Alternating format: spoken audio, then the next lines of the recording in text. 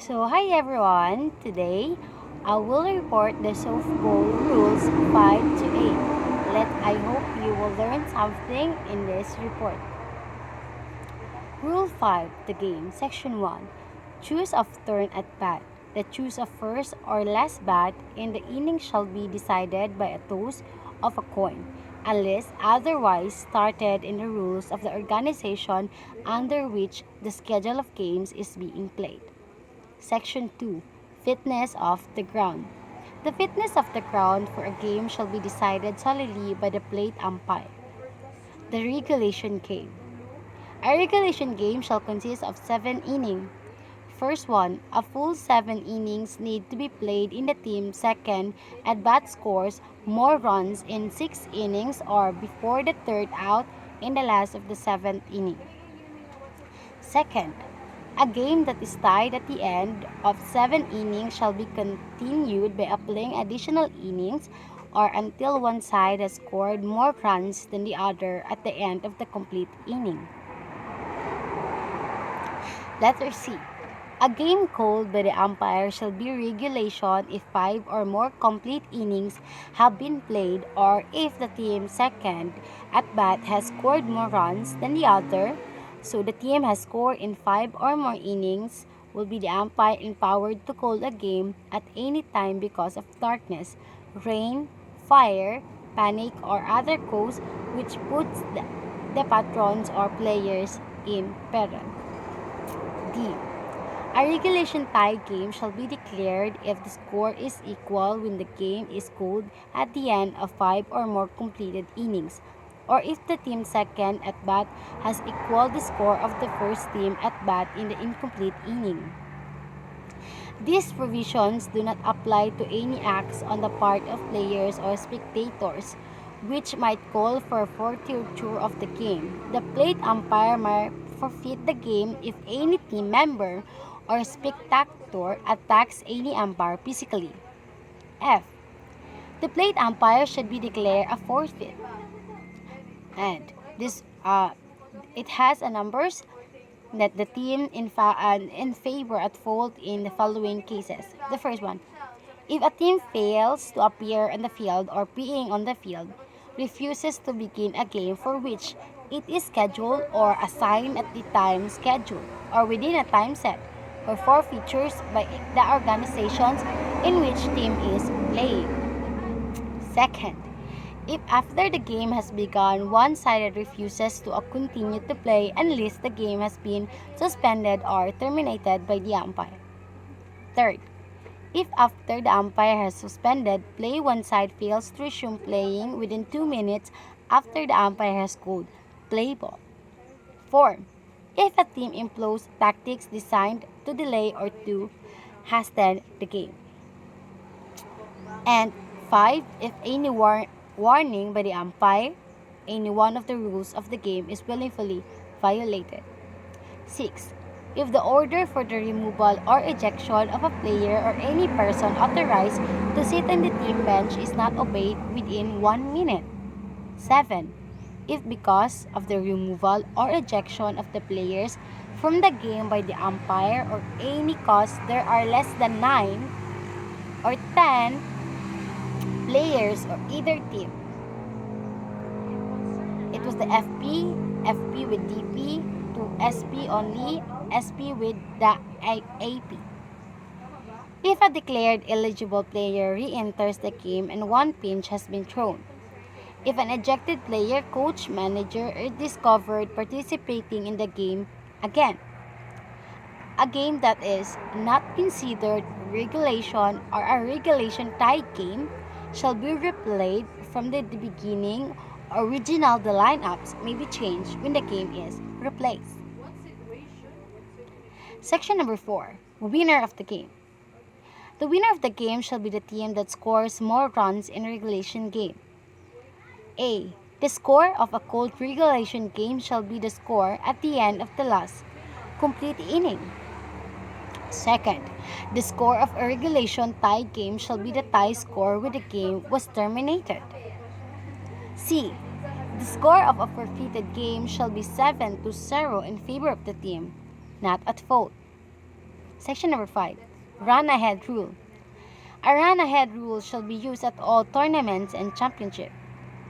Like for example, FP only, 15. 15 runs after 3 innings, 10 runs after 4 innings, or 7 runs after 5 innings. Second, SP only, 20 runs after 4 innings, or 15 runs after 5 innings. B. Complete innings must be played unless the team second at bat scores the required number of runs while at bat. The team second at bat must have their opportunity to bat in the bottom half of the inning. 6. The tiebreaker. Starting with the top of 8 inning and each half inning thereafter, an offensive team shall begin its turn at bat with the player who is scheduled to bat ninth, 10th, 11th, with a 12 and OK and SP with in the prospective half inning being placed on the second base. The player who is running can be substituted in accordance with the substitution rules. 7. Scoring or the runs. Of the runs. 1 run shall be scored each time a runner legally touches first, second, third bases, and home plate before the third out of the inning. B. A run shall not be scored if the third or the last out of the inning is result of. First one, the batter. Runner being put out before legally touching first base. A runner being forced out including an appeal play due to the batter becoming a batter runner. FP only, the runner fails to keep contact with the base to which he is entitled until the pitch is released. SP only, the runner fails to keep contact with the base to which he is entitled until a pitch is baited or reach home plate. Number 5. Preceding runner being declared out. An additional out appeals may be made after the third out to remove the runs. Section 8. Charges and conference. Offense conference, there shall be only one charged offensive conference in an inning. Defensive conference, there shall be only be their charged defensive conference in a 7-inning game. For every inning beyond 7, there shall be one charged conference per inning. They conferred during a charged offensive conference provide they are ready to play with offensives is ready. They shout instructions from the dugout. C.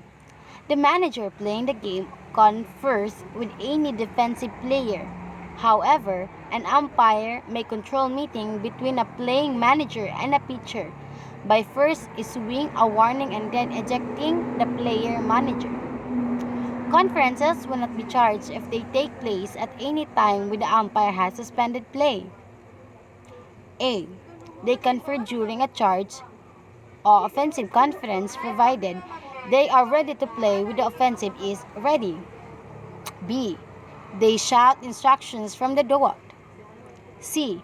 A manager playing the game conference with any offensive player, however, an umpire may control meeting between a player manager and a pitcher by first issuing a warning and then ejecting the playing manager. Conferences will not be charged if they take place at any time when the umpire has suspended play. Rule number 6. Pitchings and regulation. Fast pitch only. The effect for all sections 1 to 7 follows at the end of section 7. Section 1. The preliminaries.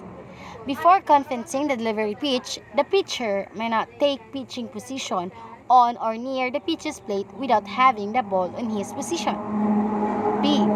Shall not be considered the pitching position unless the catcher is in position to receive the pitch. C.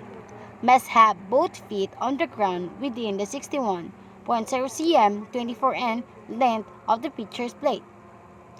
D. Must while standing on the plate and with the ball in either the glove or the pitching hand take the signal or appear to be taking a signal from the catcher with the hands separated. E. Must after taking the signal bring his whole body to a full and complete stop with the ball held in hand or glove with both held together in front of the body. This position must be held for not less than 2 seconds and not more than 5 seconds before releasing the ball. Section 2. Starting the pitch. The pitch starts when one hand is taken off the ball or the pitchers make any motion that is part in his windup. Section 3. Legally delivery. The pitcher must not make any motion to pitch without immediately delivering the ball to the batter. B. The pitcher must not use a pitching motion in which, after having the ball in both hands in the pitching position, he removes one hand from the ball, takes a backward and forward swing and returns the ball to both hands in front of the body. The pitcher must not use a wind-up in which there is a stop or reversal of the forward motion. The pitcher must not make two revolutions of the arm of the windmill. Pitch, however, he may drop his arm to the side and to the rear before starting the windmill motion, and this allows the arm to pass the hip twice. E. The delivery must be an underhanded motion. F. The release of the ball and follow through on the hand and wrist must be forward and past the straight line on the body. G. Both feet must remain in contact with the pitcher's plate before the start of the pitch. H. The pivot foot must remain in contact with the pitcher's plate at all times before the forward drag, leap, or hop. I. In the act of delivering the ball, the pitcher may take one step with the leading. G.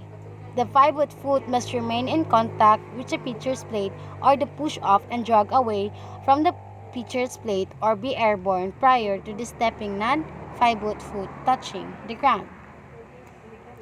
It is legally to drag, leap, or hop and then land and throw as in the original push out from the pitcher's plate. It is not legal to step.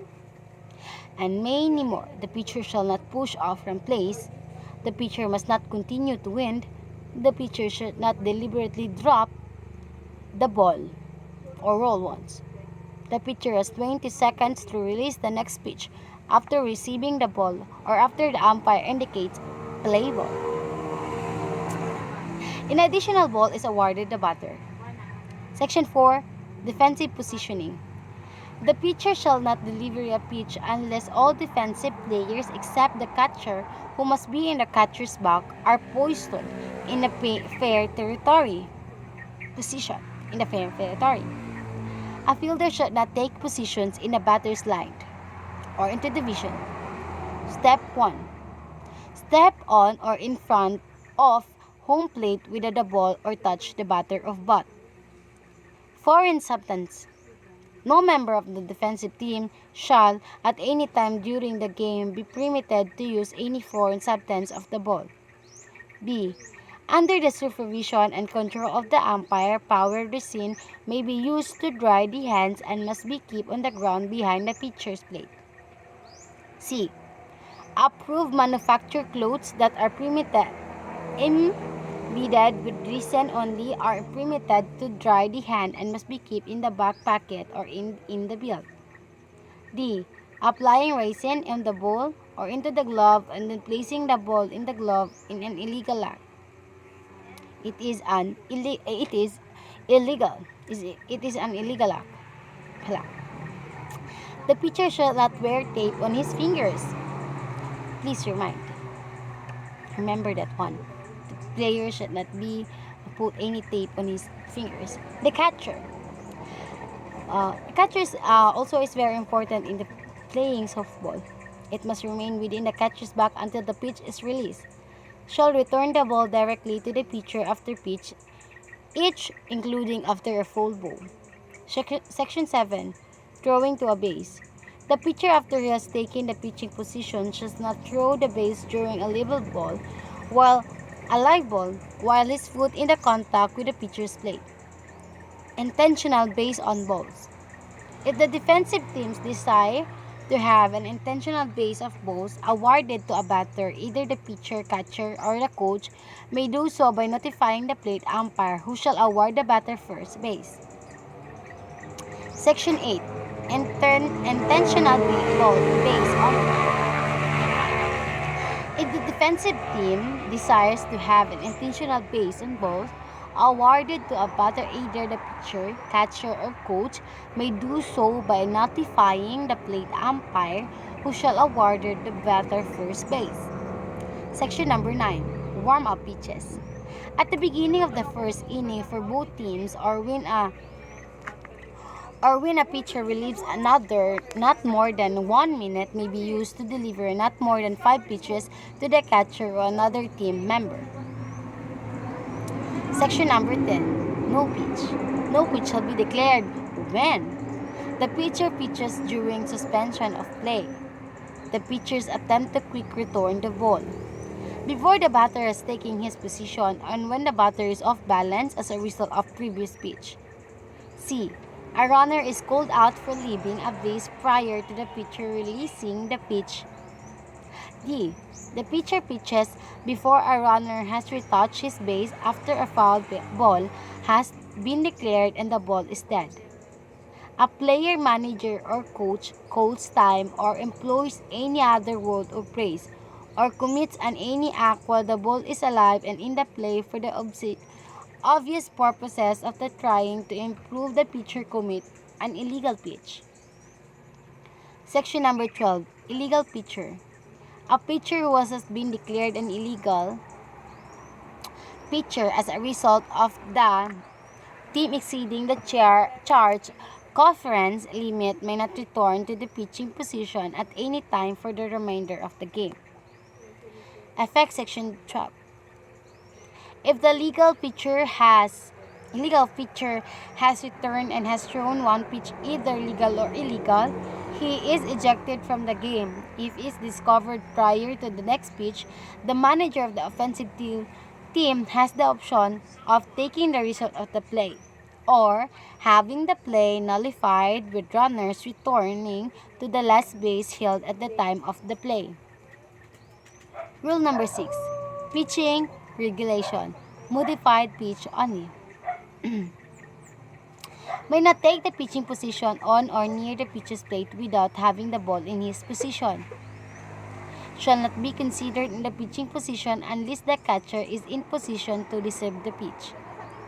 Must have both feet on the ground within one length of plate chase. Sorry, naulit na lang pala. Foreign subtask, defensive positioning. The catcher, I already, this one, that, I already,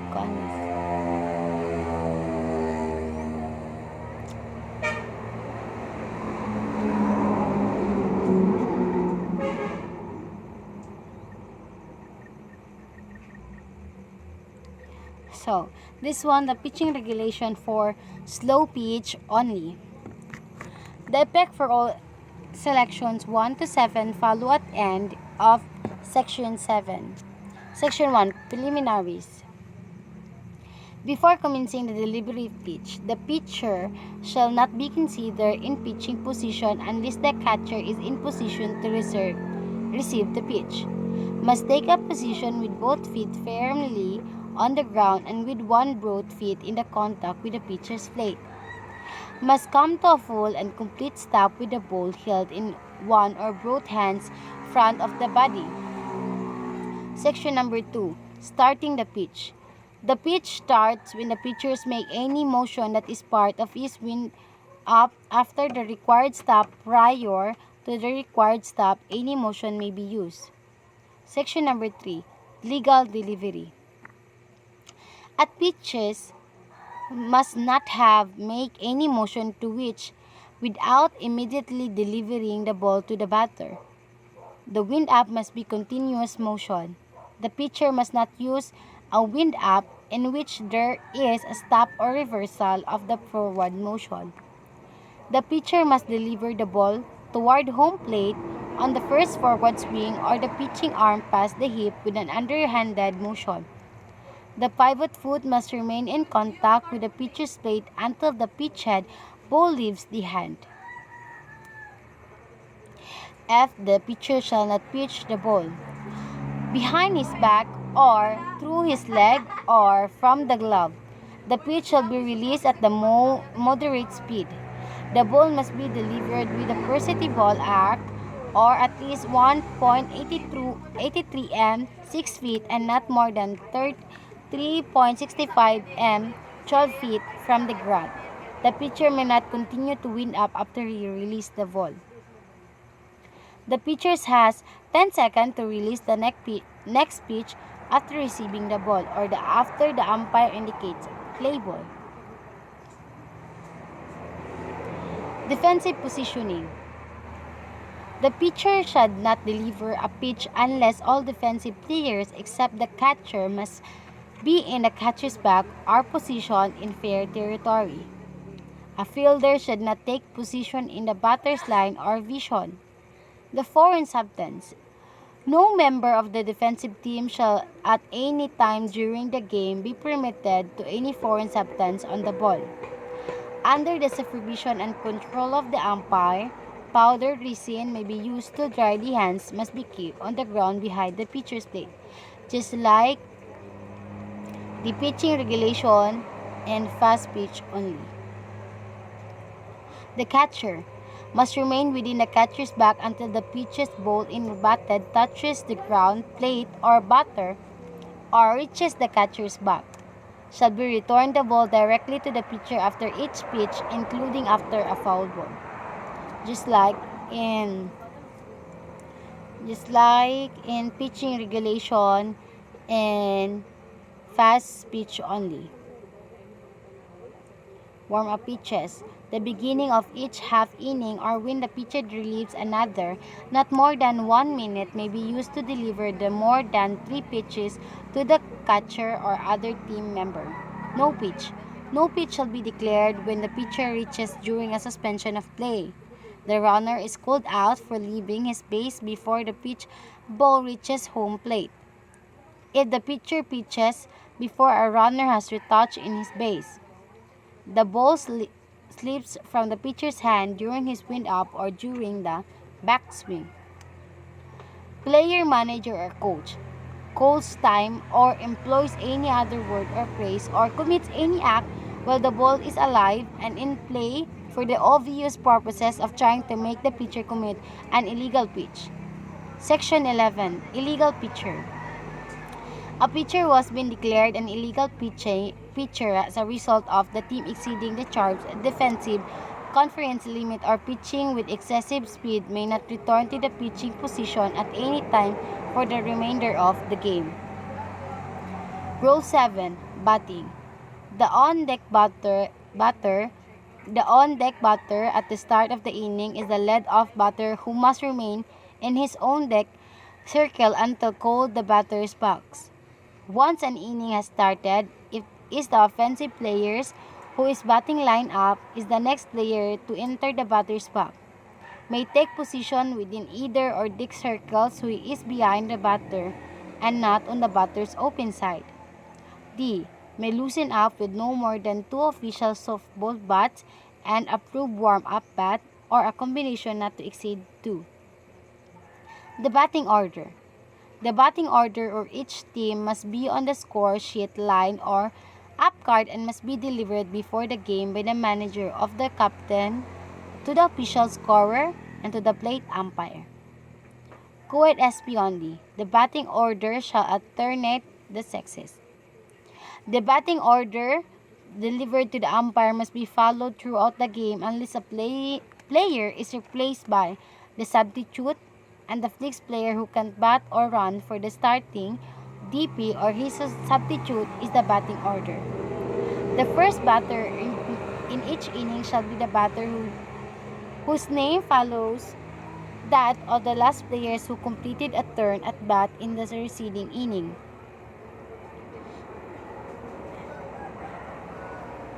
Section 4. A strike is called by the umpire. For the FB, when any part of an illegal pitched ball enters the strike zone before touching the ground and at which the batter does not swing. For each illegally pitched ball entering the strike zone before touching the ground and which the batter does not swing. Exemption. It is not a strike if the pitched ball touches home plate and is not swung at. For each illegally pitched ball struck at and missed by the batter. Section 5. A ball is called by the umpire. For FP only, for each legally pitched ball that does not enter the strike zone or touches the ground before reaching home plate and is not swung at, touches home plate and which the batter does not swing.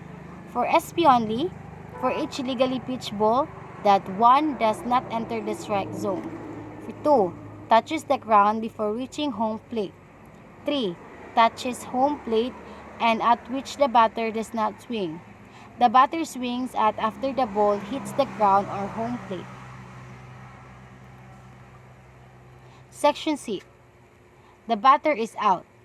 When the third strike is swung at a miss and the ball touches any part of the batter's hand, not swung at a pitch, ball hits the batter while the pitch is in the strike zone.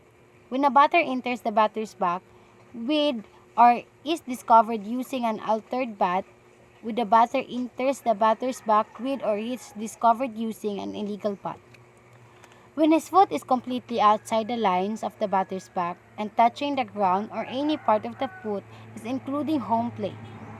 When he leaves the backs to gain a running start but has returned to the backs when he makes contact with the ball.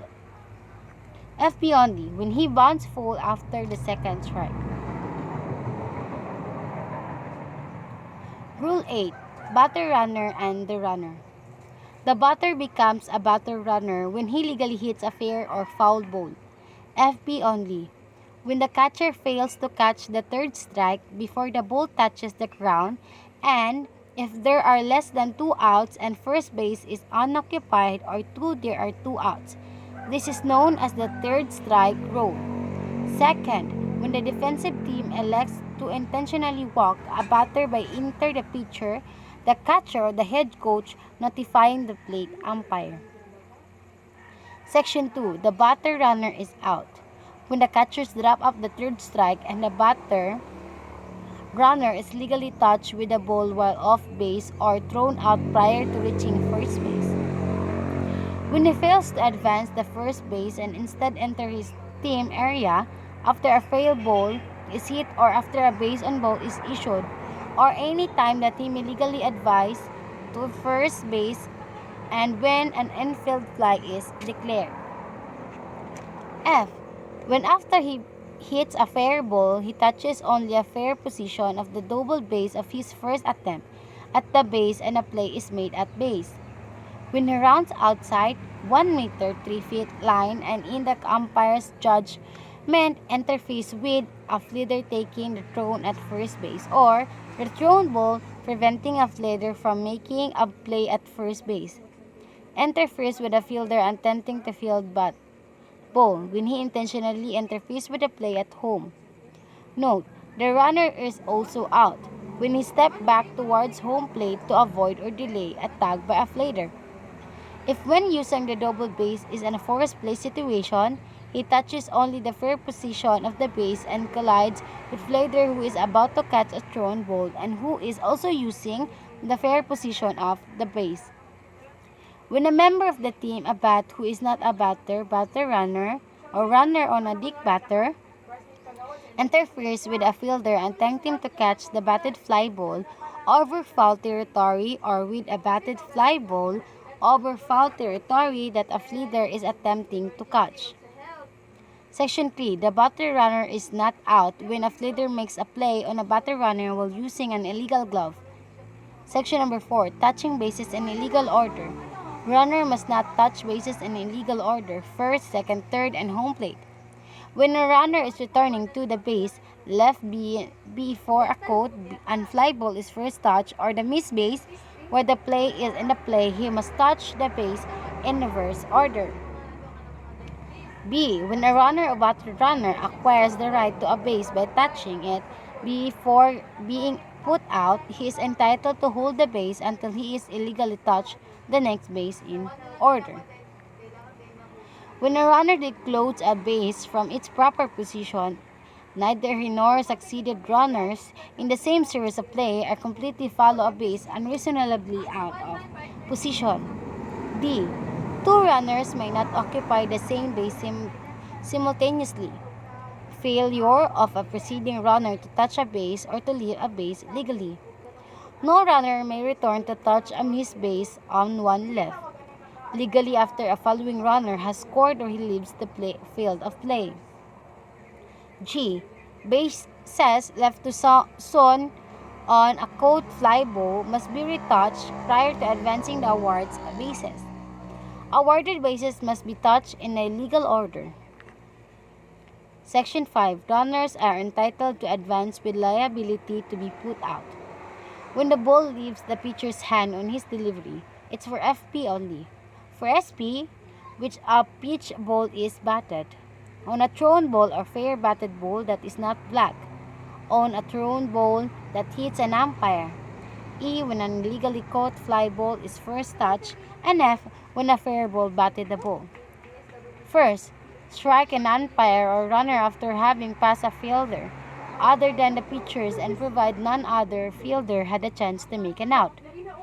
He has been touched by a fielder including the pitcher when all the ball becomes lodged in defensive players' uniforms or the equipment. Section 6. The runner forfeits his exemption from liability to be put out if any time he fails to touch the base. If after dislodging a base, or for FP, if only an illegal pitch not hit, and when advancing beyond entitled base due to, first, a fielder intentionally contacting a thrown ball with detached equipment, a fielder intentionally contacting a fair batted ball with detached equipment, when advancing beyond a protected or awarded base when he has been obstructed. FB, when advancing beyond on one base on an illegal pitch that is only a pass, ball, or a wild pitch. That's for FP only. When the FP, advancing beyond the base to which he is forced because of a base of balls being issued to the batter. Section 7.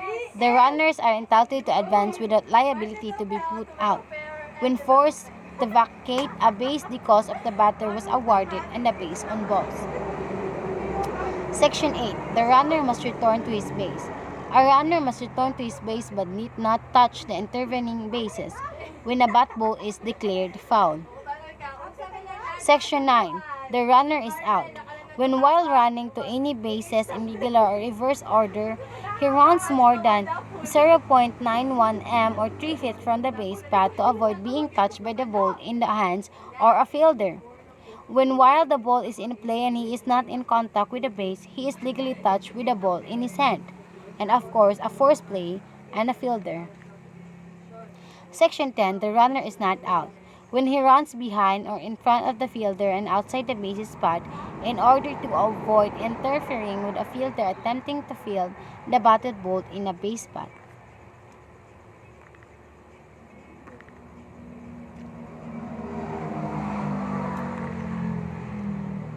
When more than one fielder attempts to field a batted ball and runner comes in contact with one who is umpire judgment does not entitled to field the ball.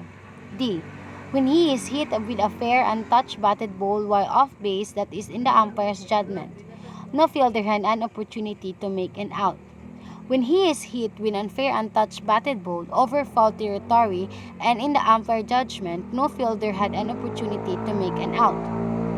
When he is touched while off base with a ball not securely held by the defensive player or with the hand of glove of an offensive player and the ball is in the other hand.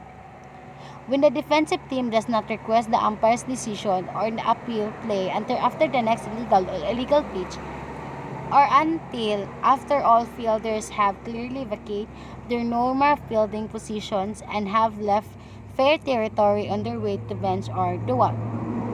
I, the last one, when a batter runner becomes a runner by touching the first base, passes it, and then returns directly to the base. Thank you everyone for listening.